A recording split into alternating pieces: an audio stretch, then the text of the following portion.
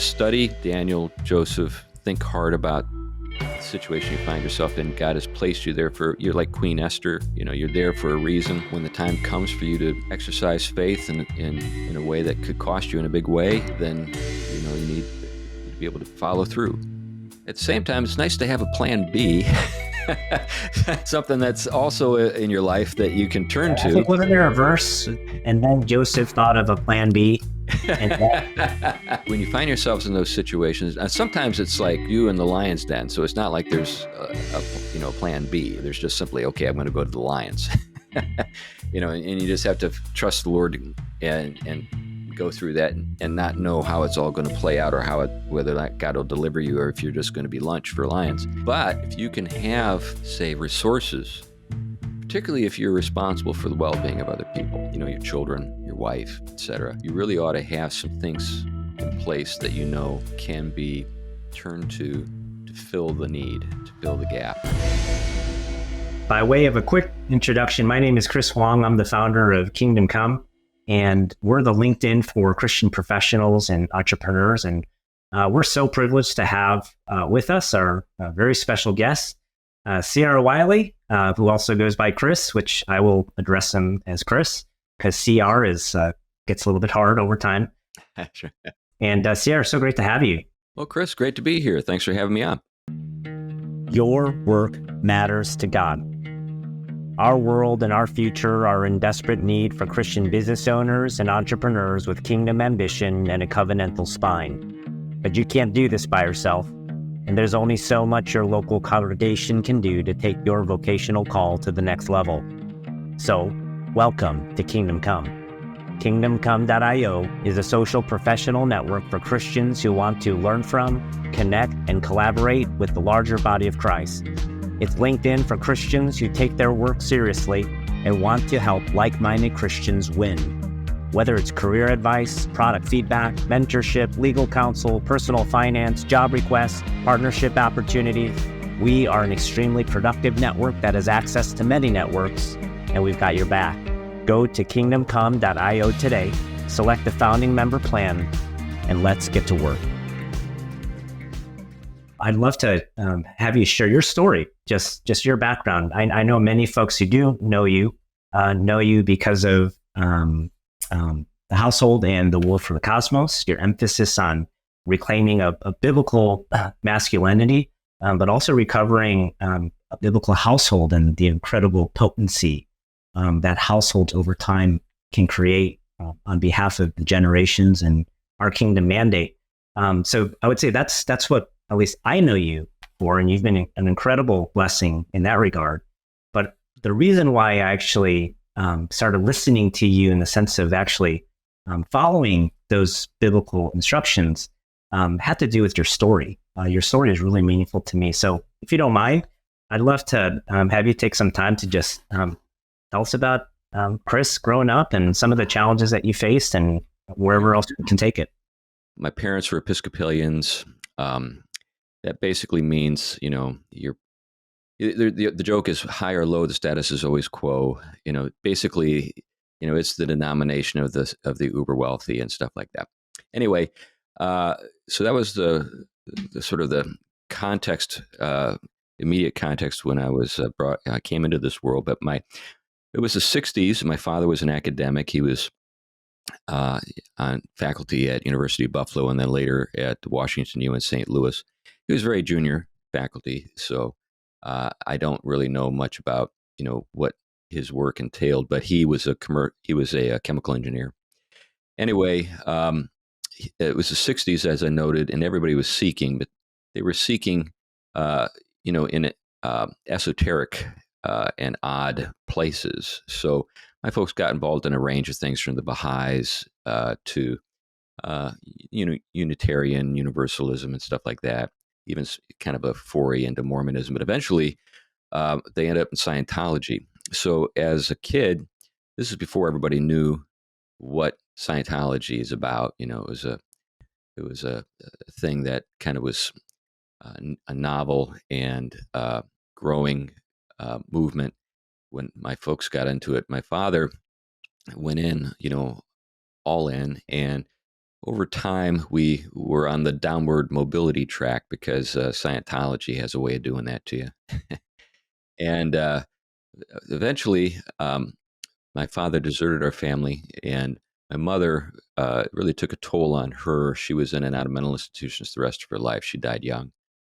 So I was a ward of the state, and I spent time in foster care, and it was during those years, and at that time I was in Western Pennsylvania. So my ancestors come from the Ohio River Valley, and so my mother went back that to that area with my sister and me when everything fell apart. And um, anyway, it was during those years, very grim, kind of bleak period of my life, that I was befriended by a pastor's kid, and we became best friends. And he had to go to church for obvious reasons, and I liked hanging out with them, so they took me to church with them all the time. And it was a little blue collar evangelical church.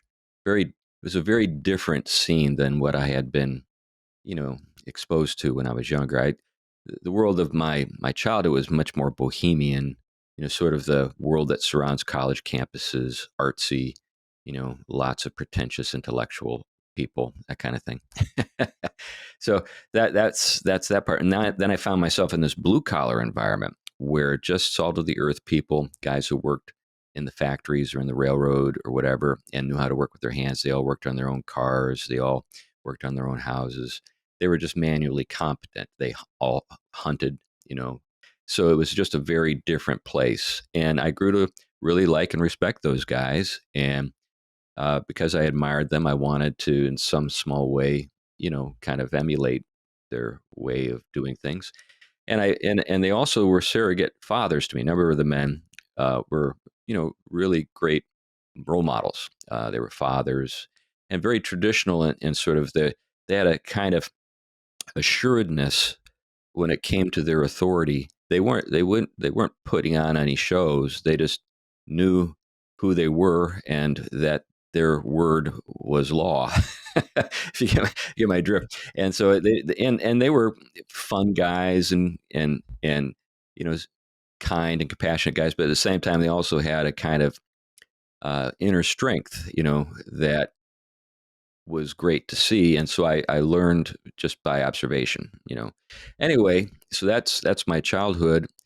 I came to the Lord while I was actually in foster care, and later on, um, I originally wanted to be a comic book artist. That was my big dream. So during those years as a teenager, during those bleak years, I spent a lot of time drawing. Sort of got into you know, all the things that kids do get into with comic books and science fiction and all that kind of stuff, and enjoyed all that stuff. And I was pretty good. Went to art school at different periods of my life. So as a kid, I'm surrounded by artists. So I come from a family of artists. So this is the weird thing. Even though all that stuff happened, my extended family is pretty connected, and kind of pretty upper class. So what I don't think that they were really privy to what was going on. So because if they had known, I probably would have been scooped up and sent out to San Francisco to live with my grandparents or something. But they just didn't know.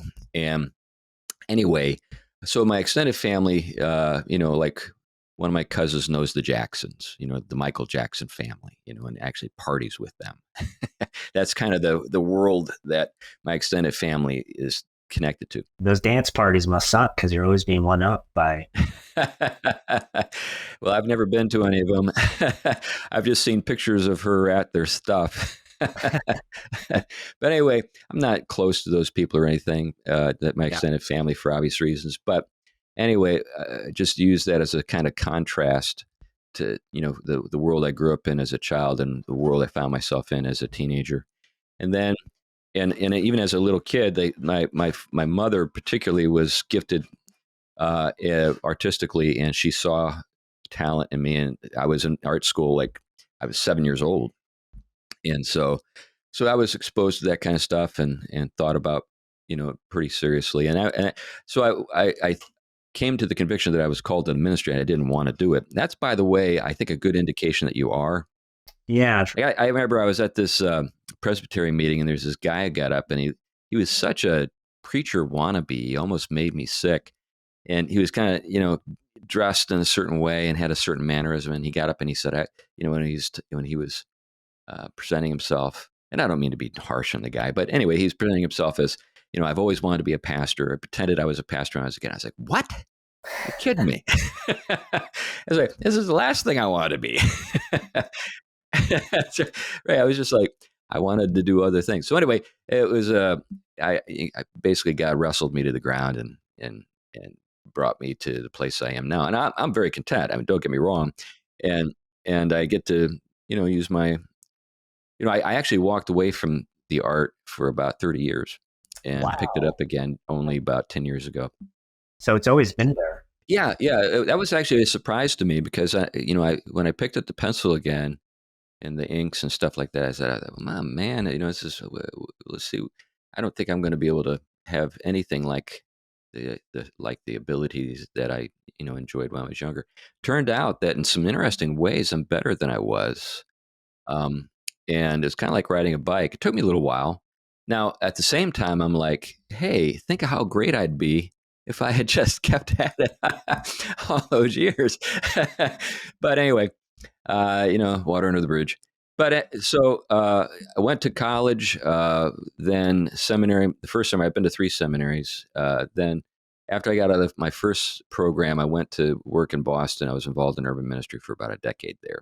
And it was during those years, and I was in another denomination. I was in a Wesleyan denomination. And during those years, I did a lot of writing. I wrote Sunday school, youth, sort of Bible study books and stuff like that for that denomination, and got around a lot and, spoke in lots of conferences and stuff. But I met some Reform guys when I was doing some ministry in Boston. They became the guys I liked hanging out with the most, and they would ask me questions that other people didn't ask, and I was like, wow, that's really something to think about. And then at the same time, I was kind of flirting with the left a little bit. I was into liberation theology and that kind of stuff a little bit. But during the years that was there, I actually lived in Cambridge, went to Harvard Divinity School.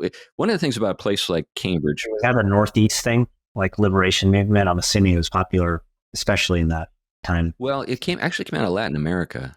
It was a kind of a movement that was kind of baptized Marxism, and so liberation theology refers to a particular set of thinkers and theologians who were well known in South America, but they had an influence outside of South America.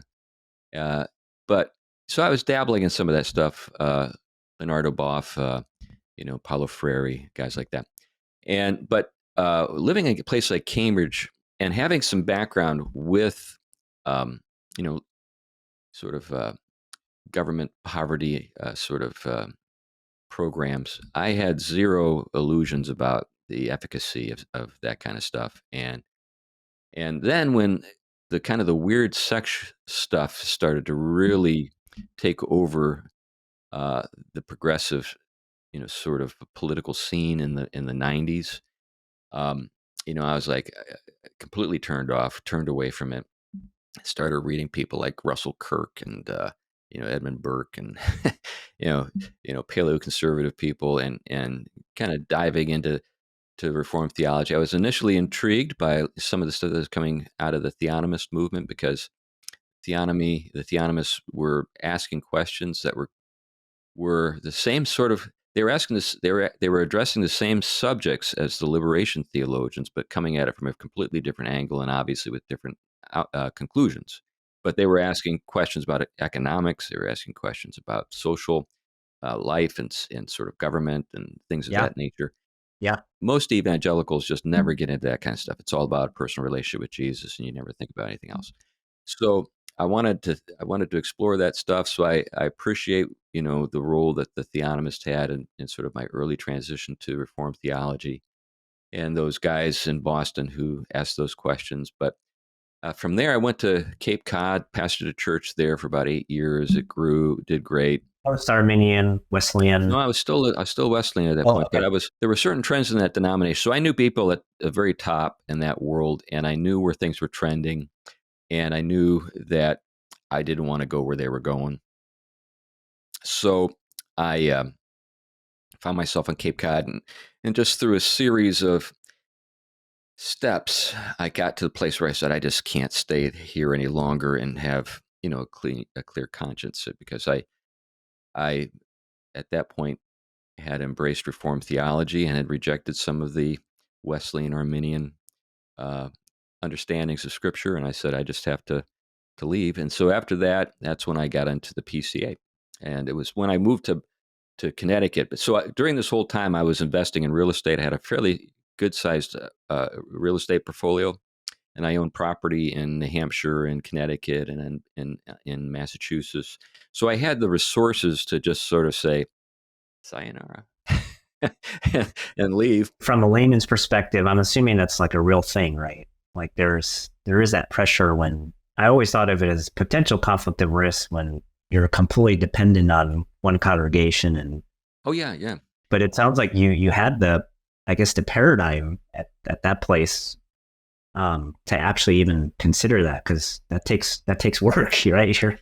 You're doing work Well, outside of work, right? from my days in Cambridge, I was already preparing for the world we live in today. So I bought my first two family in 1994, and I was, um, fully sort of saturated with kind of this scene in Cambridge and Boston, and I could see where things are trending. I would tell people this is what's going to happen. So the world we live in today is a world I told people was going to come about, and no one believed me. Everybody thought I was an alarmist or crazy or tinfoil hat guy. Thanks a But lot, prior generation. yeah, so I feel vindicated, but I feel sad. Yeah. Not like I wanted it all to work out this way. What do you mean by that? Like, are you talking about as it relates to just us being beholden to the powers that be? And Well, no, I was thinking about just kind of the craziness, the wokeism. got it. So the wokeism that we see all around us, I saw it kind of an embryo in Cambridge. So here's an example. Here's an example of how it works. So I remember my first day at Harvard Divinity School. So I was, so that's my third graduate program. I'm actually beginning to do some work that might lead to a PhD. And because I was teaching philosophy at a college on the South Shore of Boston, they basically said, we want you full time. I was teaching part time, but they said, we need you to get your PhD. So anyway, so I got into Harvard Divinity School. And I was pursuing that, and my first day, I was going down this hall. You know how they have like the clubs? Like the first day, everybody's trying to get you to sign up for stuff. You got Greenpeace over here. All the stuff you'd associate with a place like Harvard. And so, but there was the Evangelical club, the fellowship, Evangelical Fellowship, and they had like 5 or 6 names on the list. I put my name down. I went to like another table down or whatever, and it's the LGBTQ whatever alphabet soup people, and they had 3 full pages front and back. Wow. I was saying, you're not in Kansas anymore. So like every day, every class was war. It was just total war all the time. But it was good for me, and I enjoyed being there. It was a valuable experience. But anyway, that's the world I was part of, and so I could see where the cultured elites were taking us. What year was that? Around the. That'd be like 95, 96, 97 in that time frame. That's amazing. Absolutely amazing. I think this is a good transition point because it seems like you had a rootedness, right? Like there seemed to be a biblical spine that was also developing, or if not, it was already fortified in many ways with being exposed to the theonomy guys and all that, and Reformed theology. But I thought it would be really helpful to maybe what I can do is kind of give you a prompt, and then let's see how good my prompts are. But I think one of them that I was curious about was in a recent conference that you actually put up, the Trad Dad conference. which is an awesome T-shirt for dads everywhere. I think you had said in one of your messages, like we need to be a culture that actually looks back, not a culture that looks up. Like a generation that looks up becomes Gnostic at the end, and that's just not how God has ordered humans to operate in terms of how we engage with Him and how we think about the purposes of our life before Him. And so I found that kind of it made sense, but at the same time, it was a little perplexing about what you were saying. So I thought you could kind of break that down. What does it mean about us as human beings? Like we were created to look back. And that's a very important part of how we progress forward in terms of advancing the kingdom of God, fulfilling our responsibilities, and hopefully bringing glory to God at the end. Can you explain what you meant by that? Sure. Well, I mean, I think history matters to God. People in the past are still with us in a significant way, and we're going somewhere. So there's a sense in which we don't exist as little monads in isolation from each other or in isolation from the past or the future. And it's not as though we just only have one window and that window is above our heads and we just look up. If you read scripture, it's always alluding to what God had done in the lives of our ancestors, in the faith. So just looking a few minutes ago at Hebrews chapter 11, which is all about what? People who were dead, that, are being talked about as examples. And so those people are exemplary, but also we live with the promises that were originally made to them. So the promise that was made to Abraham is still a promise that is for those who are his children. And we as Christians understand that because we have the faith of Abraham, he is our father in the faith, even though there's no biological connection. He is someone, and covenant theology, of course, doesn't make any sense without past, or future. So the problem with much of the evangelical world is its tendency. It's myopia. It's tendency to just look inward and think entirely about Christian faith in terms of psychological categories, and my personal relationship to God through Christ. So you can have all of the language, in terms of, say, Orthodox Christianity, without having a thorough understanding of what you're talking about. You get what I'm getting at? And this is something, by the way, that liberals are really good at. So if you go to, say, churches that are just kind of out there, like let's say the United Church of Christ, which is the congregational churches that you find in New England, their liturgy doesn't necessarily have to have become or have to be massaged into some kind of gender inclusive spiel. They can still say all the right things, but have zero, or actually say all the things, but mean something different than, because their approach to language is that it isn't tied to past. It isn't tied to people who lived in the past. It's all about what's going on in the moment, what we need now, or we think is oppressing us now, that kind of stuff. So that's why they can be so irresponsible in the use of language. That's a whole other conversation. But anyway, so the past, what is it? Basically, I can't remember the quote, so I probably shouldn't even attempt it. But the idea, the dead aren't even dead. I mean, they're still with us. So it's the faith of Abraham that we benefit from. So, all the promises are yes in Christ. Promises made to whom? People who lived a long time ago. And that's why we baptize our babies. Yeah. So, that basically the idea is that this is a continuity. We've received something from the past. We're passing something on into the future. The the body of truth, the faith once delivered to the saints. We've received it, and then we pass it on. And we raise our children up in the nurture and the admonition of the Lord, and they're members of the church because the church is a visible, physical, historic thing. Now, of course, what people do with what they are taught, uh, is not something we can see all of the outcomes with regard to those matters.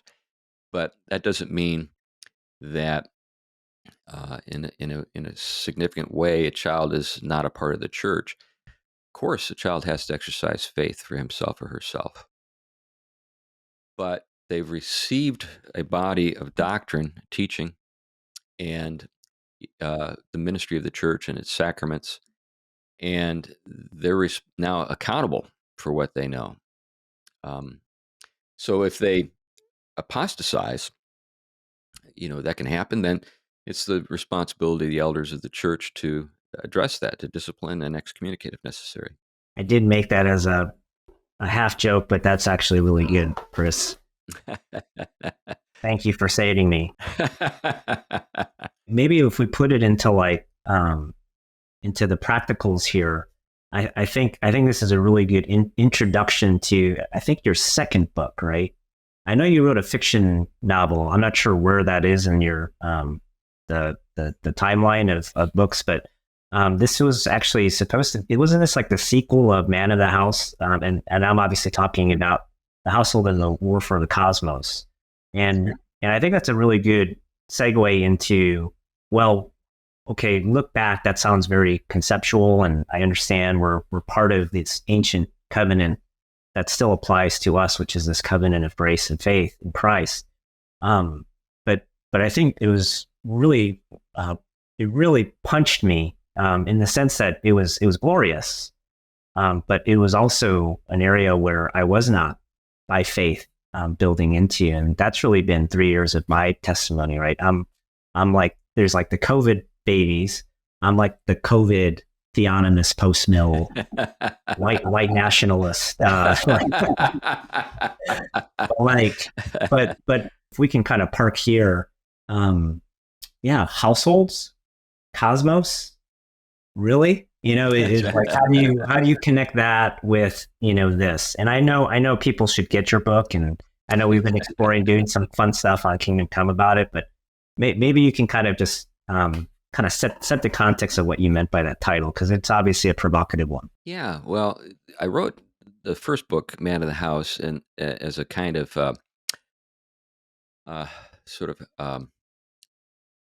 I guess, attempt to take an ancient book, which is Xenophon's Oikonomikos, which is a kind of an introduction to household management that was popular. I thought you rapped all of a sudden. All of a sudden, you just said a bunch of words.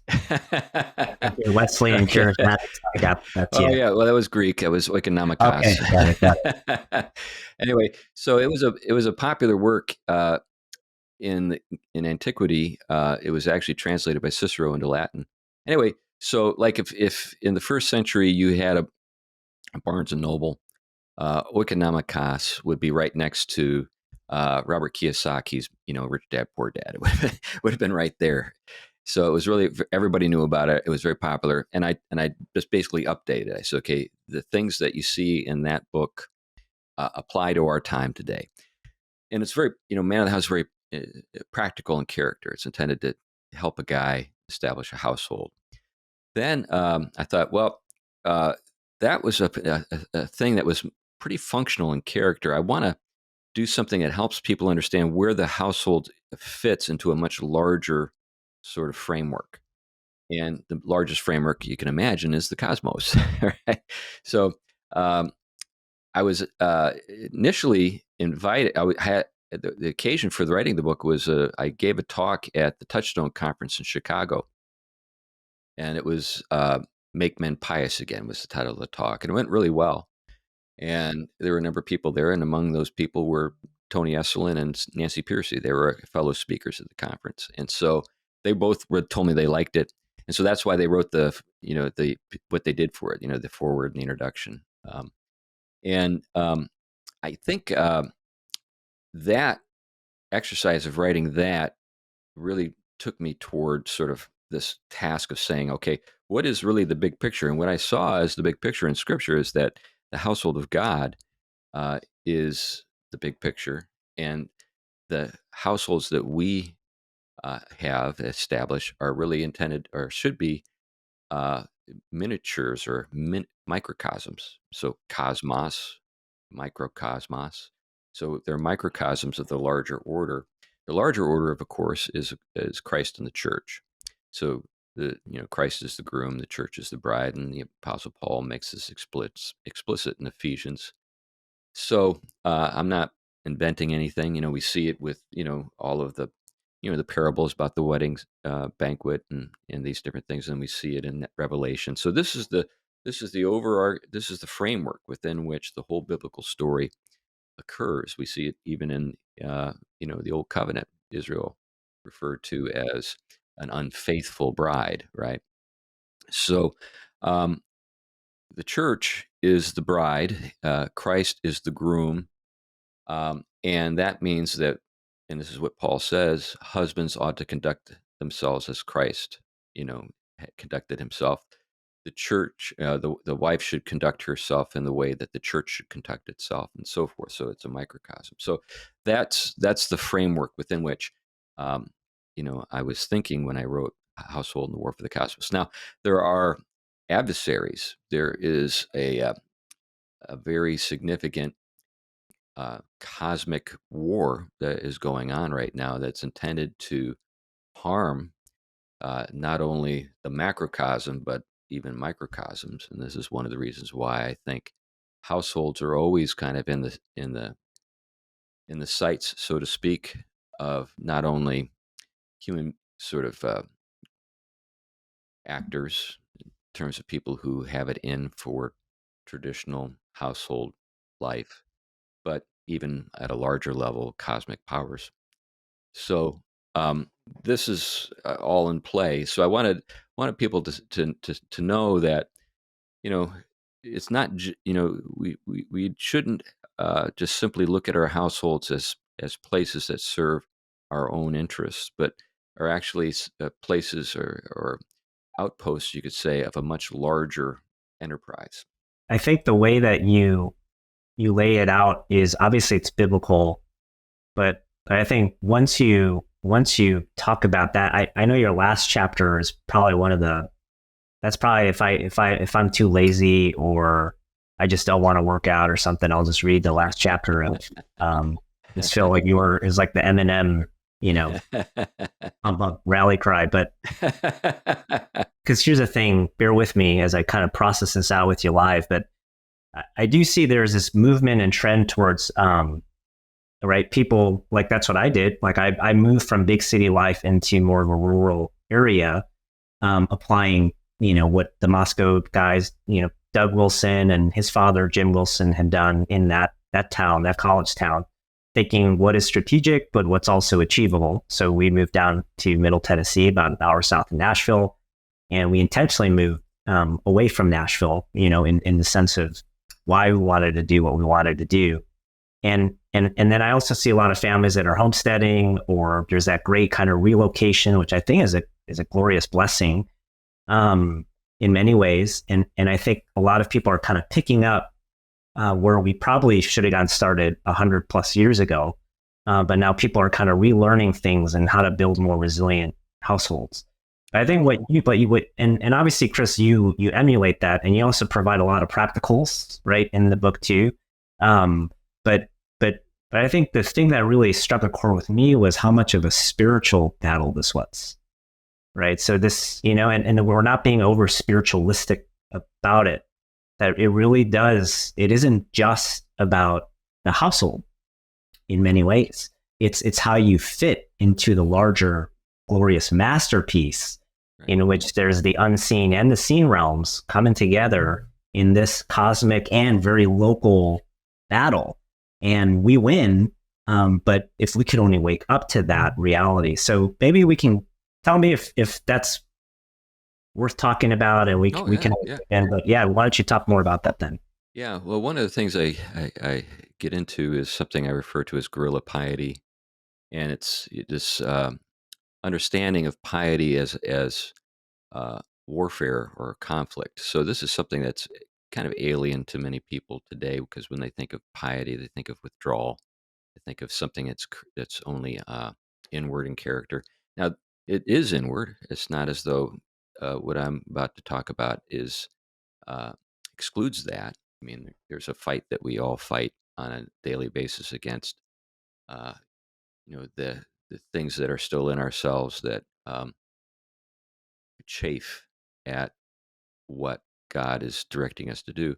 So there's that. But uh, guerrilla piety, you can think about two stratagems. One is the household that we uh, establish with a wife and our children if we're blessed, and then the household of God, which is the church, which is like an outpost of the future.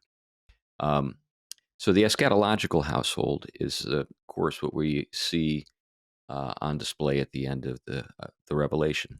There we see the New Jerusalem, we see the wedding of the groom and the bride, and so forth, and they live happily ever after, right? So every week when we gather, we're giving a little picture to people in our worship of what the end of the world is like, right? Sort of the happy ending.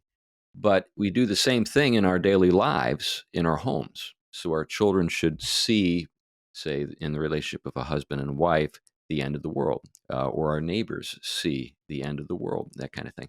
Now, they may not get it, they may not, but isn't it interesting that in fairy tales, uh, what you had in a traditional fairy tale is, say, Prince Charming, you know, you know, delivering Snow White from death, right? And they live happily ever after. So the happily ever after is the union of a man and a woman, and the establishment of a household, which is a picture of the end of the world in a real sense. This, by the way, is I think why there's such a recoiling from traditional themes uh, in literature. I don't follow Disney at all. But it's hard not to see things because it's ubiquitous. It's everywhere, and the stuff that I seem to see with regard to this new live version is it sounds like it's going to be a rejection of the traditional vision and ending of the story, right? Yep, yep. And you see that it's been kind of more and more the case. So they don't want the happy ending, at least as it's been traditionally understood. And I would say that the ending that they think would make them happy is actually not happy at all, and it's going to be a miserable world that they're ushering in. We can already see the misery of it all around us. They're losing in their own sports teams now to men. So Yeah, it's just nuts. It's just nuts what you see all around us. So anyway, I think we are called to be microcosms of the future in our churches and in our homes. But that doesn't mean we don't go into the fray in the cultural sphere. We do the best we can, engaging in the arts, politics, business enterprise, those things. Uh, Living out what we believe to be the future of the world in all the places that we find ourselves. that's awesome. I wanted to use that as material to kind of set up this next prompt, if you will.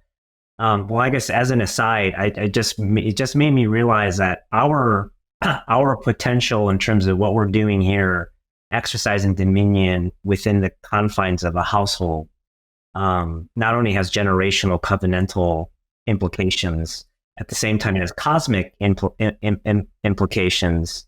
And I think for me, one of the struggles I have with being a part of this tribe, if you will, and I don't want to denigrate. I've been incredibly blessed by the voices that I've been given, but I would say it's always been there, which is how do we expand that circle, and how do we advance the kingdom, not only in pushing back the curse, but how do we advance the kingdom and filling this earth with multitudes of Christ worshipers? and obviously there's evangelism. I know in terms of the Baptistic movement that most American Christians have been a part of, right? There's always that error of overly emphasizing soteriology, right? Salvation, win a soul, convert a soul, et cetera, et cetera. But I think the power of the household and our role in the cosmic world, I think evangelism also is part of it. And I think for me, it helps show the potency of hospitality as an incredible evangelistic tool.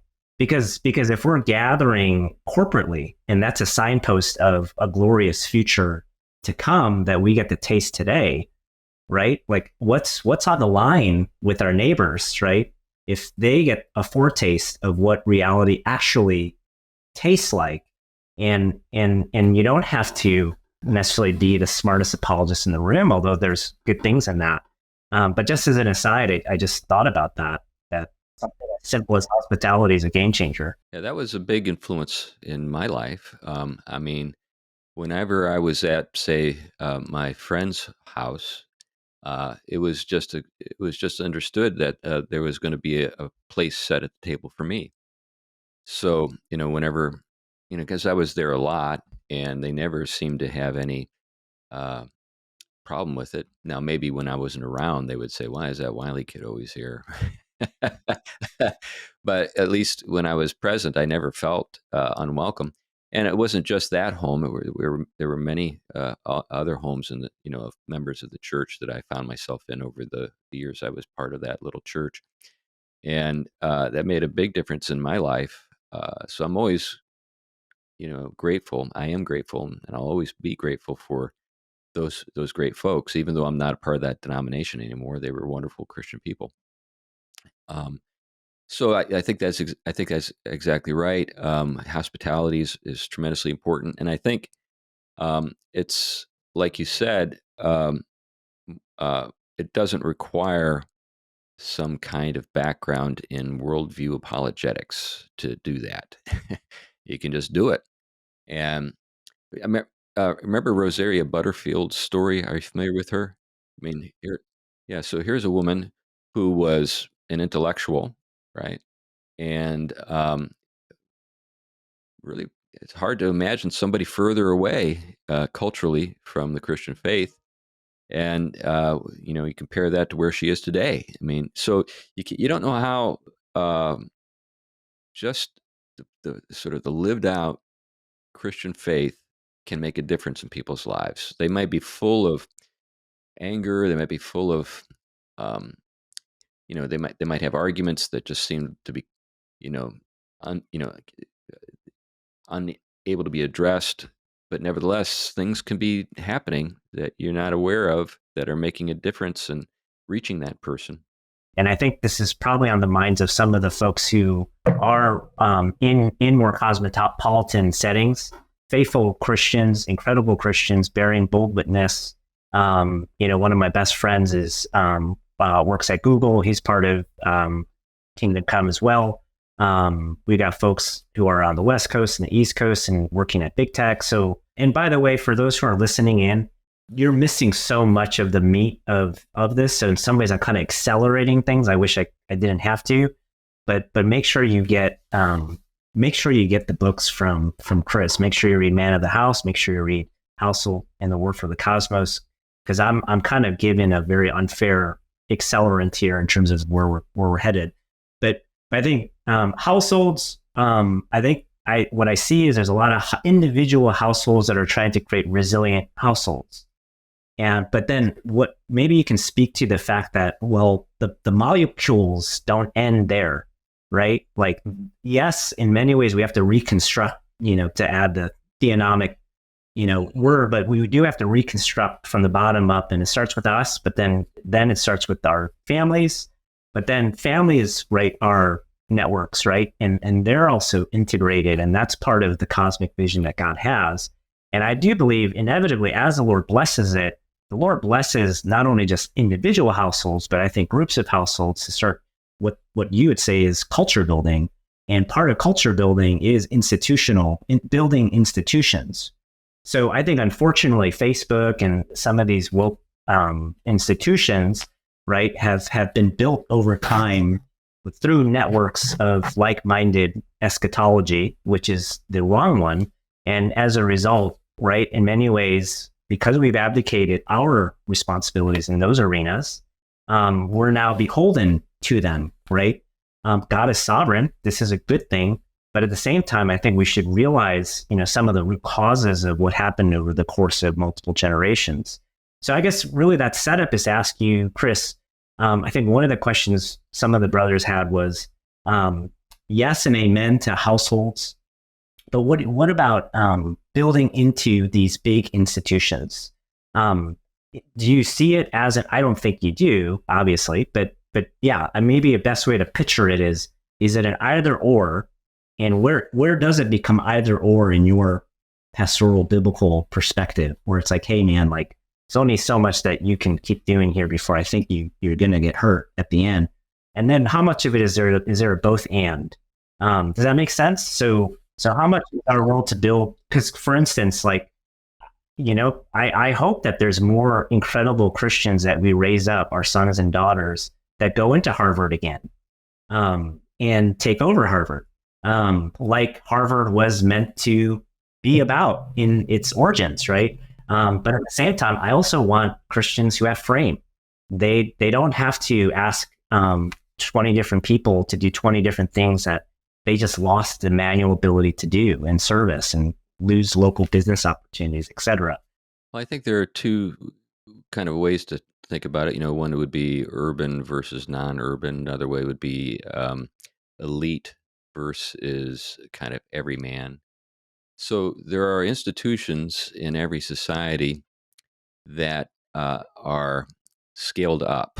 So when we think about large institutions, and when you are working in those environments, you've got a different set of challenges, but they're also a different set of opportunities. So you think about a person like Daniel or Joseph. I mean, they're dealing with huge institutions, and at the same time, they've got households. Although in either of those stories, we don't get much sort of insight into what, to say, Daniel's family life was like, or something like that.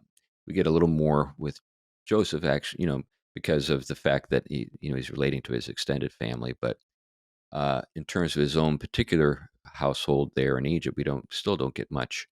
So I think those institutions are necessary for larger sort of enterprises. Obviously, there's certain things you just can't do. Take the electric company. I mean, that's something we all rely on every day right now. we're relying on that. So, and because of the nature of the enterprise, it's just a very large scale thing. And how you operate in that, though, is something to think about. And I do think Daniel and Joseph are very instructive in terms of how they give us a way to think about remaining faithful in an environment where you don't control everything. It's not all just a reflection of your own, say, values. You're in an environment where people, think things they think things are true that are not true, and they think that things that are true aren't true. They're just completely someplace else.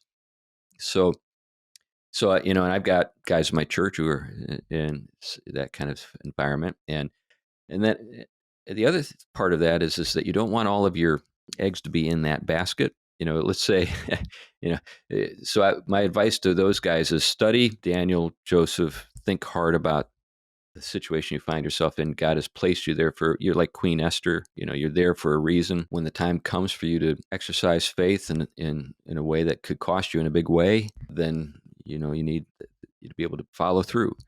At the same time, it's nice to have a plan B. Something that's also in your life that you can turn to. I think, wasn't there a verse, and then Joseph thought of a plan B and put out his ebook and read Wiley's. That's right, right. It'd be fun if there was such a thing like that in the Bible.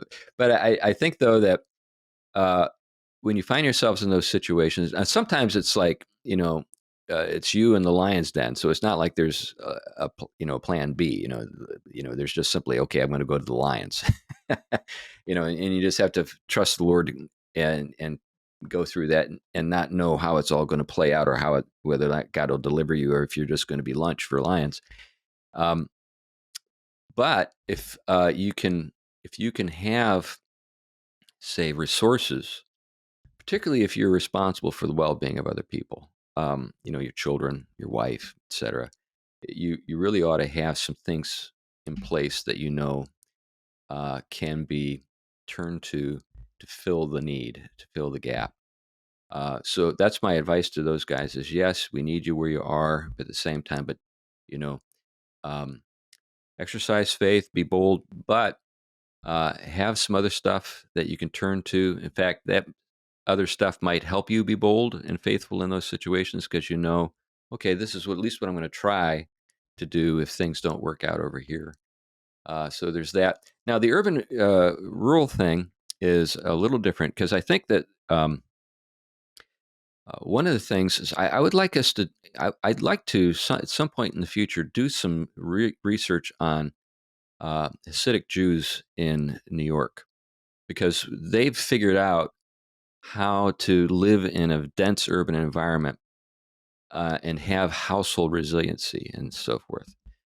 So they're masters at that. I think we could learn some lessons from them. The other part of it is there's some fascinating stuff going on right now. It's cities. Just 10 years ago, everybody thought the globalist urban future was inevitable, right? Yep. Then COVID hits, and everybody's like, nope, not inevitable. And cities are inflamed, and people are saying, I'm not sure I want to live here anymore. And they're moving out. And I'm not talking just about Christians, I'm talking about everybody. So that we see this all over the place. In fact, places like San Francisco, New York City, I think are beginning to feel the effects at, say, office vacancies, the level of that level, tax revenue, and just the fact that some of the most, I guess, uh,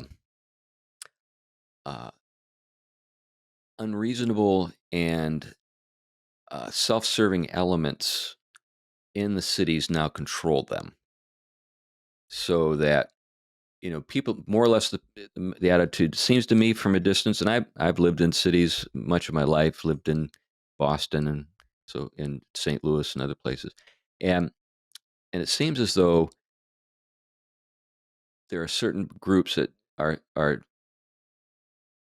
committed to just kind of their own program at the expense of the city, um, and the people who have political power at the moment in many places are beholden to people who are actually, you know, undermining the viability of these cities. So, um, consequently, it's a kind of a vicious cycle that we see at work. So, like, just think about the fact that San Francisco is now like at the very bottom of livable cities in America. And it's just Right. like this. Yeah, you think this is one of the wealthiest cities in the world, if not the wealthiest city in the world. I have a friend who, I mean, as affluent gets, and they're like, "Oh, great, there's that guy, peeing on my lawn again." That's right. If you can't imagine to keep public order when you've got those kinds of resources, you know something is tremendously wrong with kind of fundamental order of things. But anyway, uh, because of our what we're doing right now, the ability to telecommute and stuff like that, people are relocating, um, and I'm not sure what it's going to look like, but I think we're beginning to see a new kind of reality develop. So I live, in Battleground, Washington. I'm literally 25 minutes from the Portland airport, but I'm like in a pocket of sanity. This may be the most Christian town I've ever lived in. Really, Explicitly Christian. Yeah. Yeah. Um, just very large numbers of believers here. Chris, we're not breaking into advertising yet. We're not in our commercial. I wish I could take credit for it, but I can't. It's just the case. So to give you an example, so we've got a very large Russian community here. 30,000 Russians live in this area, and many of them are evangelicals, and they've got large churches. So like the largest church in Battleground is the Russian church. It's a Word of Grace, got about 1,000 members. And then we've got some very large pietistic Lutherans, the Apostolic Lutherans, again, tens of thousands. Each of their churches are hundreds of, well, actually thousands in terms of attendance. So the whole town is sort of like, it really does feel like, you go into like a coffee shop here and there's Christian music playing in the background, and all of these baristas are actually feminine looking and have Jesus t-shirts on. And we're literally 25 minutes from downtown Portland. Wow, crazy. So a lot of our people in this area are actually involved in the larger Portland economy. It's not like we're way out in the middle of nothing. Maybe the right way to frame it is it may not just be just go rural. It may be just go 20 minutes down south, right? 20 minutes. And you might actually be able to have strategic posts and actually also be a part of a major institution that not only helps drive economy and all that stuff, but it also seems like a very, very meaningful place to be, right? Where you're still, it's still a corporate battle, right? Yeah. So I'll give you an example. One of my elders is a president, one of the presidents of the utility company, the electric company here in Pacific Northwest. In fact, he was in charge of renewable energy. He's the guy that oversaw the wind, solar, and hydro for the Pacific Northwest. He also has an organic farm that was inspired by Joel Salatin, and he's got 12 kids. And he's probably one of the most conservative guys you ever want to meet. But he's just this anomaly. He's like, okay, you're an organic farmer and you're into renewable energy and you vote for Trump. It's just, it's possible. And you're like, and you're black. Whether is he black? That would be like the ultimate Christian intersectionality. That's right. Right.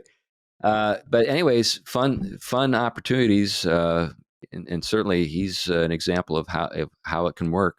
Thank you, Chris. Such a pleasure. And hopefully we can get around to you. And I know the group's so excited that you're actually a Kingdom Come member as well. So glad to be part of it. Thanks for inviting me to join. I'm honored to be in it.